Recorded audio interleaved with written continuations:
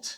That gave him a unique perspective. There are people who have done horrible things that I may have helped,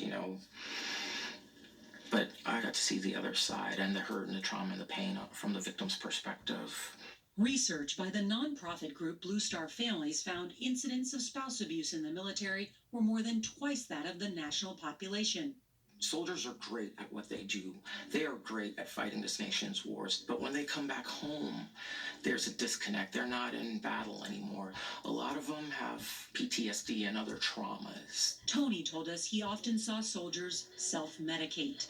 Almost all of my cases involved alcohol. It sounds like you're describing a cycle to me, which is deployment, Yes. PTSD, Yes. alcohol abuse, Yes. domestic abuse. Domestic abuse. And then when it comes to my desk, because it's become rape or sexual assault, it's too late. DoD policy mandates that commanders ensure military offenders are held accountable and gives them the power to make decisions about the outcome of a case. And I understand it's their charge to maintain good order and discipline, but here they are making decisions that a prosecutor should make, that a judge should make.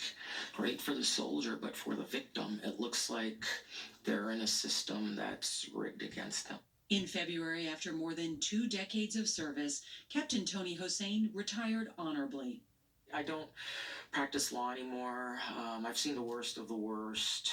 I started off very idealistic, wanting to help, wanting to do better, and just somewhere throughout the years, I felt like I was spinning my wheels. What will happen if nothing changes?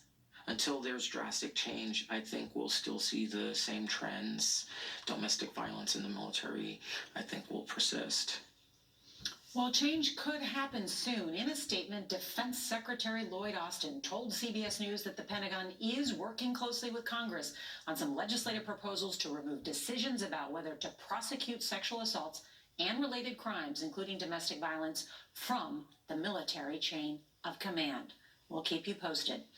And still ahead on tonight's CBS Evening News, officials call them cyber grave robbers. Identity thieves target victims of the Surfside condo collapse.